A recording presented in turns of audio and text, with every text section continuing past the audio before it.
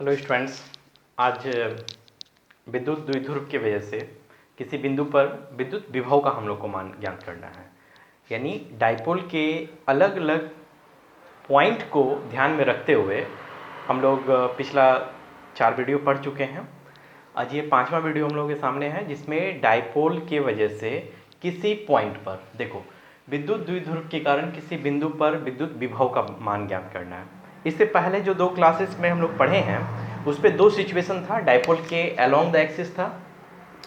ये A B एक dipole है जिसका अगर सेंटर O है, तो इस सेंटर O के अलोंग द एक्सिस कोई पॉइंट हम P लिए हुए थे जहां पर टेस्ट चार्ज Q0 है। तो इसके वजह से यानी इस डाइपोल ए बी, इस डाइपोल की वजह से पॉइंट P पर जो पोटेंशियल क्रिएट हुआ था उसका मान हम लोग पता होगा 1/4 pi epsilon not P by R square. ये अलोंग द एक्सिस यानी अक्षीय रेखा पर ये विद्युत द्विध्रुव का मान निकला था। विद्युत द्विध्रुव की वजह से विद्युत विभव का मान निकला था।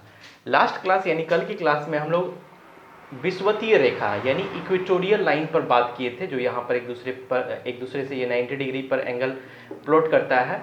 फाइनली दोनों एंड के साथ यानी ए और बी के वजह से पॉइंट P जहाँ पर टेस्ट चार्ज Q0 ले रखे थे, यहाँ पर विद्युत विभव का जो मान आया था वो 0 था। क्योंकि ये दोनों इक्वल अमाउंट पे ही पॉइंट चार्ज की वजह से विद्युत विभव का मान 1/4 pi epsilon not Q by R यानी R डिस्टेंस, ये A से P तक की जो दूरी होगी वो R डिस्टेंस हम लोग कहेंगे। जितना अमाउंट का पोटेंशियल माइनस चार्ज P पर क्रिएट करता है जो नेगेटिव हो गया, और उतना ही अमाउंट का चार्ज जो है प्लस Q पॉइंट P पर क्रिएट करता है जो 1/4 pi epsilon not Q by B से लेकर P तक की डिस्टेंस है। ये डिस्टेंस भी दोनों सेम है। ये दूरी R माने हुए थे, इसलिए राइट एंगल ट्राइंगल की वजह से ये हमारा हाइपोटेनियस बन गया था, जबकि ये डिस्टेंस हमारे लिए क्या था, L था। सेम केस यहाँ पर भी हो गया, L² प्लस R²। तो फाइनली ये डिस्टेंस भी दोनों के लिए इक्वल है। पूरा अमाउंट जो है वो मैग्नीट्यूड फॉर्म जो है दोनों पॉइंट की वजह से वो इक्वल था पॉइंट P पर। इसलिए अपोजिट इन साइन होने की वजह से एट पॉइंट P पर जो टोटल पोटेंशियल यानी टोटल विभव जो निकला वो हमारे पास मान 0 निकल गया। यानी द्विध्रुव के वजह से विषुवतीय रेखा पर विभव 0 होगा, लेकिन द्विध्रुव के वजह से अक्षीय रेखा पर विभव का मान ये V = 1/4 pi epsilon not P by R²। ये लास्ट क्लास पे हम लोग अच्छे से समझे हुए हैं। इसका सेपरेट 2 वीडियो भी है, वहाँ पे देख लोगे तो सारी चीज़ें यहाँ पर क्लियर हो जाएगी। लेकिन आज का क्लास के सेक्शन में कुछ अलग है।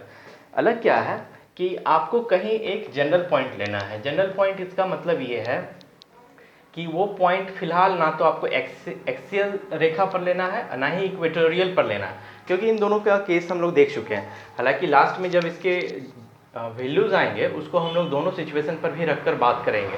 ये -Q और ये +Q दो इक्वल अमाउंट का चार्ज है, लेकिन अपोजिट इन साइन है, और इसका सेंटर अगर O है और ये टोटल दूरी इस डाइपोल का 2L है, और जहाँ से इस दोनों बीच की जो दूरी है वो सेपरेटली हाफ है यानी LL है।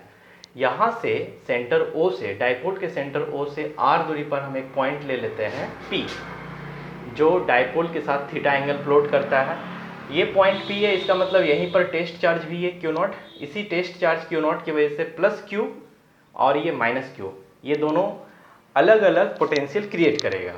अगर हम A की वजह से बात करेंगे तो A कुछ इस तरह से पोटेंशियल क्रिएट करेगा, ठीक है, जिसको हम VA कहेंगे, और B आकर यहाँ पर ये पोटेंशियल क्रिएट करेगा जिसको हम VB कहेंगे।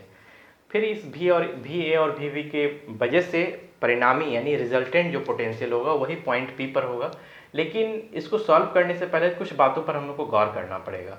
गौर ये करना है कि पॉइंट +Q की वजह से पोटेंशियल हम लोग जानते हैं क्या होगा, लेकिन उसकी जो डिस्टेंस होगी यानी दूरी जो होगी, वो दूरी के लिए हम सेंटर से जो डिस्टेंस गया है R डिस्टेंस, इससे हम इसको रिलेट करेंगे। अब B से P को हम R से कैसे रिलेट करेंगे, तो अगर हम इसको यहाँ से परपेंडिकुलर लाइन खींचते हैं, परपेंडिकुलर खींचते हैं, मान लीजिए इसका नाम M है, तो M से P यानी MP जितना लंबा है उतना ही लंबा BP है। तो दोनों सिचुएशन में हमारा क्या हो गया, डिस्टेंस इक्वल हो गया। तो परपेंडिकुलर खींचने से ये फायदा मिल गया कि जो BP का मान हमको नहीं पता था, क्योंकि BP जो डिस्टेंस है उसको हम L और R से रिलेट करके देखेंगे। तो L और R से रिलेट करने के लिए अब हमारे पास एक ही रास्ता बचता है कि हम यहाँ से परपेंडिकुलर खींचते हैं और B से P तक की जो डिस्टेंस होगी वही m से p तक की जो डिस्टेंस होगी वही b से p तक की होगी, जहाँ पे हम मान पुट करके इसको सॉल्व करेंगे। वैसे ही चूंकि यहाँ से अगर हम परपेंडिकुलर खींचेंगे तो कुछ इस तरह से आएगा, तो इसलिए ये जो OP लाइन है इसको हम नीचे तक खींचेंगे, और कहाँ तक खींचेंगे, एट पॉइंट n तक। अब n पर ये परपेंडिकुलर लाइन हो गया है ना। वैसे स्थिति में अब A से P की डिस्टेंस वही होगी जो n से लेकर P तक होगी, लेकिन n से P तक कैसे निकलेगा, हम तो O से P मान के रखे हुए हैं कि r दूरी पर कोई पॉइंट हम P लिए हुए हैं। तब एक्स्ट्रा ये जो O से n है उसको हम लोग सॉल्व करके निकालेंगे राइट एंगल ट्रायंगल के रूल से, ठीक है। cos थीटा पुट करके इस पे बेस का मान निकालेंगे, जहाँ से हमको पता चलेगा, क्योंकि ये थीटा है तो ऑफकोर्स ये भी थीटा ही होगा। तो बेसिकली इसमें थोड़ा सा कॉम्प्लिकेटेड है ना, लेकिन इसको हम लोग रफली ये बातें हम तुमसे चर्चा कर रहे थे, लेकिन अभी नोट्स के फॉर्म में देखेंगे और एक एक पॉइंट को हम लोग तोड़कर लिखेंगे। तो सबसे पहले इसमें से कुछ इंपॉर्टेंट जो भी कॉन्सेप्ट है फिगर का उसको हम यहाँ पे लिखते हैं, और फिगर को साफ से एक बनाकर हम लोग इसको स्टेप बाय तैयार करते हुए चलेंगे आगे। देखोगे यहाँ पे कुछ लैंग्वेज लिखे हुए हैं और फिगर को साफ स्पष्ट करके यहाँ पे बनाया गया है ना। बेसिकली क्या है कि ए बी एक डायपोल है, यानी द्विध्रुव है, जिसका केंद्र O है, और इस डायपोल का टोटल लेंथ 2L है। इस वजह से ये रेस्ट लेंथ जो है, यानी O से A तक की दूरी L है और O से B तक की भी दूरी L है, ठीक है। यहाँ इसके केंद्र O से R दूरी पर एक पॉइंट P है, जहाँ पर टेस्ट चार्ज Q0 हम ले रखे हैं। यहीं पर हमको विद्युत विभव का मान ज्ञात करना है। पॉइंट A से P तक की जो दूरी है वो -Q के चार्ज के लिए हम लोग लेंगे, और B से P तक की जो दूरी है जिसको हम +Q चार्ज के लिए लेंगे, ठीक है। क्योंकि ये थीटा एंगल से झुका हुआ है, इसीलिए हम लोग क्या करते हैं, B से P जितना लंबा हो उसके लिए हम B से OP जो है उस पर एक परपेंडिकुलर लाइन खींचें जो है MB। यहाँ पे ये 90 डिग्री बना रहा है, यानी P से लेकर B तक की जो दूरी होगी वो इस डिस्टेंस के अप्रॉक्सली इक्वल होगी, ठीक है। दूसरा, वैसे ही हम लोग इसको बढ़ाते हुए O से P लेंथ को बढ़ाकर N तक लेकर आए हैं, और A से N पर हम एक परपेंडिकुलर लाइन खींचे, तो इस हिसाब से A से P जितना लंबा है ये टोटल यानी P से लेकर N तक की जो लेंथ होगी उसकी वो क्या होगी, इक्वल होगी, ठीक है। ये N से लेकर P तक की डिस्टेंस के इक्वल होगा। तो इसको हम लोग निकालेंगे, क्योंकि बिना N से O निकले या बिना O से M तक की डिस्टेंस को निकाले हम ना तो ऐड कर सकेंगे ना ही उसको हम घटा सकेंगे, क्योंकि जो भी डिस्टेंस को हमको नापना है वो R दूरी के साथ ही रिलेट करके मापेंगे, क्योंकि ये साइड वाले किनारे का लेंथ तो है नहीं, है ना। जो भी हम लोग को लेंथ की नाप करनी होगी वो केंद्र से P तक की जो दूरी है R, और या फिर हम इस छोटे वाले लेंथ जो L है उसके ही मदद से हम बाकी जो जरूरत की दूरी होगी उसको हम लोग निकाल कर यहाँ रखेंगे। देखोगे यहाँ पे हम कुछ लैंग्वेज लिखे हुए हैं। माना AB एक बिंदु द्विध्रुव है जिसके केंद्र O से R दूरी पर एक बिंदु P है, जो केंद्र से थीटा डिग्री कोण बनाता है। बिंदु P पर परीक्षण धनात्मक आवेश +Q0 को ले रखे हैं, जहां हमको विद्युत विभव निकालना है, ठीक है। ठीक, आवेश -Q के कारण बिंदु P पर विद्युत विभव क्या होगा, पॉइंट चार्ज की वजह से मान लिया जाए, इसको हम 1 मानते हैं। पॉइंट चार्ज की वजह से विभव का क्या मान निकलता है, 1/4πε0 Q। तो यहाँ -Q/r², r का मतलब है डिस्टेंस, सॉरी r, A से P, तो A से P हो गया हमारा ये इसके बीच की दूरी। तो V1 = -1/4πε0 Q/A से P। A से P वही होगा जो N से लेकर P होगा। हम यहाँ पर इसके पीछे का रीजन जो है वो उसको क्लियर कर देना चाहेंगे कि AN जो है वो परपेंडिकुलर किस पर है, NP पर है। AN is perpendicular to NP and AP जो डिस्टेंस है वो अप्रॉक्सली इक्वल होगा N से P तक का। इसीलिए हम इसको AP को चेंज करके N से P लिख लेते हैं, और ये हमारा इक्वेशन नंबर 1 हो गया, ठीक है। इसी तरह आवेश +Q के कारण बिंदु P पर विद्युत विभव जिसको हम V2 कह रहे हैं, 1/4πε0 Q प्लस में है बाय R, यानी जो दूरी है वो है हमारा B से लेकर P तक की जो दूरी है, ठीक है। लेकिन इसको सेंटर से रिलेट करने के लिए हमको ऐसा है कि B से P को तैयार करके हम बनाएंगे M से P के अप्रॉक्सली इक्वल। ये कैसे हो सकता है, जब हम BM is perpendicular to OP and BP is approximately equal to MP। ये सेंटर से निकालेंगे, ठीक है। हालांकि सेंटर से जो भी दूरी R नापे हैं वो O से P तक है, लेकिन आगे चल के हम इसको सॉल्व करके M से O के मान को निकालेंगे और उसको हम घटाकर फिर M से P तैयार करेंगे, ठीक है। ये हमारा इक्वेशन नंबर 2 हो गया, ये इक्वेशन नंबर 2 हो गया। यानी कुल विभव अगर हम बिंदु P पर बात करें तो उसके लिए हम लोग को क्या करना पड़ेगा, इक्वेशन 1 और 2 को ऐड करेंगे। बिंदु P पर कुल विद्युत आवेश, कुल विद्युत विभव, ठीक है, यानी V equal to V1 plus V2। तो V इक्वल टू दोनों से कुछ कॉमन आएगा, 1/4 Q/4 एप्सिलॉन नॉट आ जाएगा कॉमन। दूसरे वाले में हमारे पास जो मान बनेगा, ठीक है, दूसरे का जो वैल्यूज़ निकल कर आएंगे कॉमन, ये ब्रैकेट के अंदर आएगा, वो M से P आएगा प्लस, और इसमें हमारे पास मान आएगा M से लेकर P। ये कहाँ से लेकर आया, समीकरण 1 और 2 से, ठीक है। बेसिकली इसको एक नया नाम दे देते हैं, इक्वेशन नंबर 3। ये जो इक्वेशन नंबर 3 है, इसी में हमको N से P और M से P इसको सॉल्व करके निकालना है, और ये निकलेगा तभी हम वापस ला के पुट करेंगे और इसको सॉल्व करके हम लोग कंक्लूजन निकालेंगे। लेकिन ये हो कैसे सकता है, ये हो सकता है, बिल्कुल ये हो सकता है। ये एक राइट एंगल ट्राइंगल है ना। हम एक एक करके चलते हैं। समकोण त्रिभुज OMB में, ठीक है, हमारे पास MOB इक्वल टू थीटा है और OMB इक्वल टू 90 डिग्री है, ठीक। हम ऐसा करते हैं, cos थीटा सेलेक्ट करते हैं। cos theta equal to cos बराबर आधार बटे कर्ण, ठीक है। आधार हमारे पास कौन है, थीटा के अनुसार आधार हो गया O से B, है ना, B/H, ये फॉर्मूला बनता है। तो हमारे पास आधार हो गया O से B और H हो गया हाइपोटेनियस, सॉरी, यहाँ ये हाइपोटेनियस L हो गया, लेकिन आधार का नाम हो गया O से लेकर M, ये OM आधार हो गया, और कर्ण हो गया हमारा O से लेकर B तक, ठीक है। तो basically cos theta equal to OM का तो मान नहीं मालूम है हमको, OM रहने देते हैं, OB का मान L है, तो क्रॉस मल्टीप्लाई करके OM equal to L cos theta निकल गया, ठीक है। आओ अब हम प्लानिंग सेट करते हैं M से P का। M से P का प्लानिंग क्या कहेगा, M से P का प्लानिंग कहेगा, फिगर में देखोगे सब, M से P चाहिए, M से हमको P चाहिए, हमको इतना ही दूरी चाहिए, ठीक है।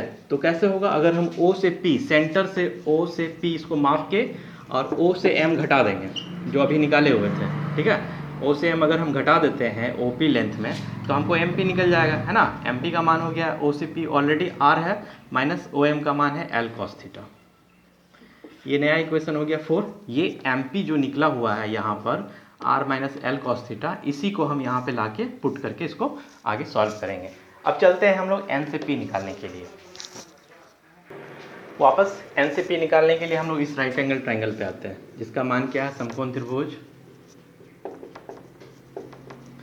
ANO में, जिसमें क्या है, कोण AON इक्वल टू थीटा, ठीक है, और angle ANO equal to 90 degree, ठीक है। ये शीर्षाभिमुख कोण से ये दोनों एंगल इक्वल हो गया, ठीक है।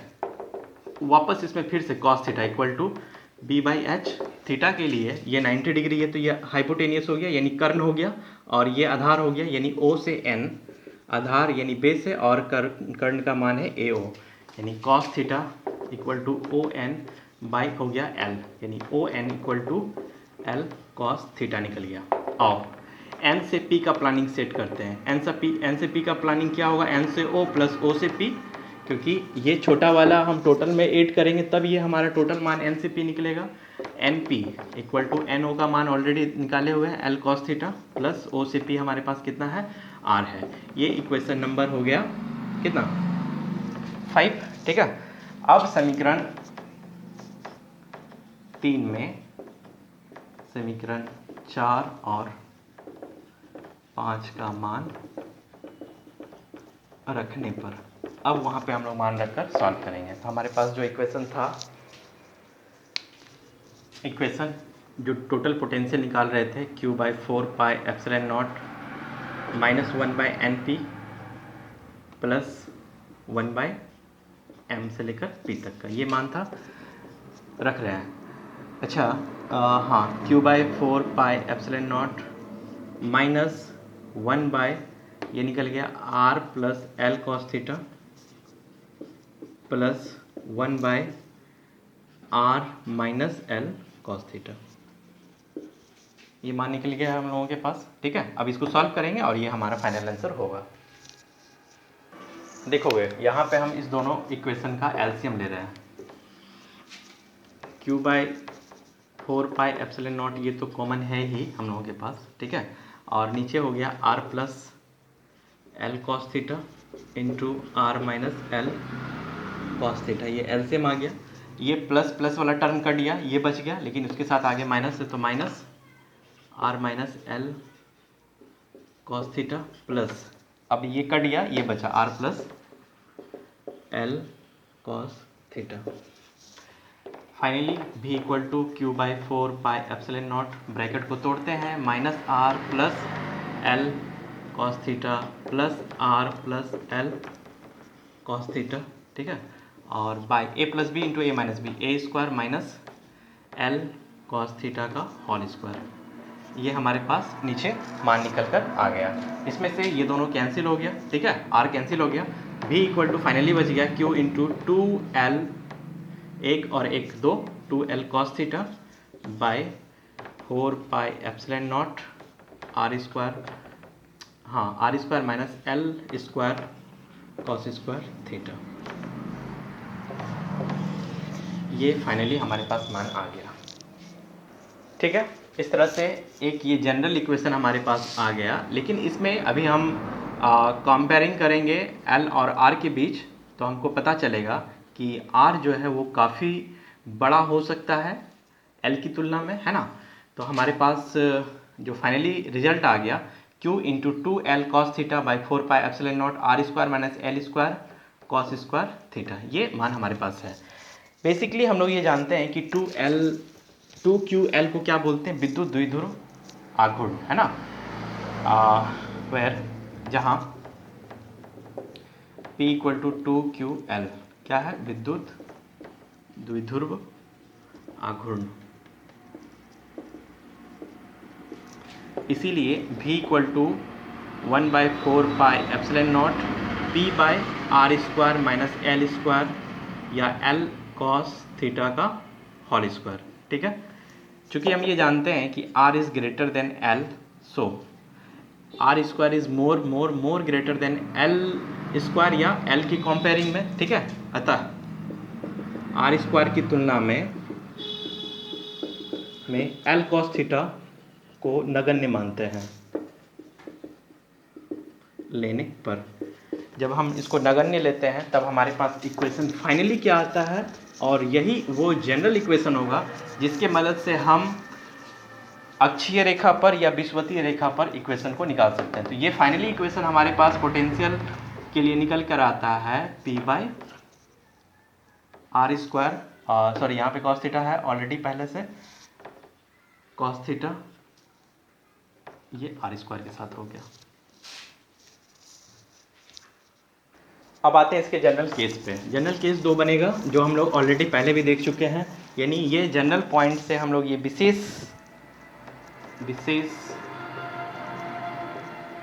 स्थिति देख सकते हैं। इसका क्या स्थितियां, यानी स्पेशल केस। ठीक है, पहला, यदि बिंदु P अक्ष पर हो या द्विध्रुव के अक्ष पर हो, द्विध्रुव के अक्ष पर हो, तो थीटा क्या होगा, theta equal to 0 degree. Of course देखो यहाँ ये अलोंग द एक्सिस हो गया, ये एक्सिस लाइन हो गया, है ना। ये एक्सिस लाइन के मान लिया जाए ये जो थीटा है, ये जो लाइन से OP, इसको हम कम करके ऐसे करके कम करके हमें ऐसे लेके आ गया। हम इस थीटा को कम करके ऐसे लेके आ गए, तो थीटा क्या हो गया, ये हमारा टर्न ये लाइंस के ऊपर हो जाएगा, यानी 0 हो जाएगा। तो बेसिकली ऐसे स्थिति में भी अक्षीय के लिए मान क्या होगा, 1/4πε0 P cos 0 degree by R square. cos 0 का मान 1। ठीक है, इसलिए वहाँ पे हम लोग निकाल के रखे होंगे अक्षीय रेखा पर विद्युत द्विध्रुव का मान क्या होगा, 1/4πε0 P बाय आर स्क्वायर। दूसरा केस, यदि बिंदु P द्विध्रुव के विषुवतीय रेखा यानी इक्वेटोरियल लाइन पर हो, ठीक है, पर हो, तो वैसी स्थिति में वापस फिर से ये इसका इक्वेटोरियल लाइन बन गया, ये विषुवतीय रेखा बन गया द्विध्रुव का, डायपोल का।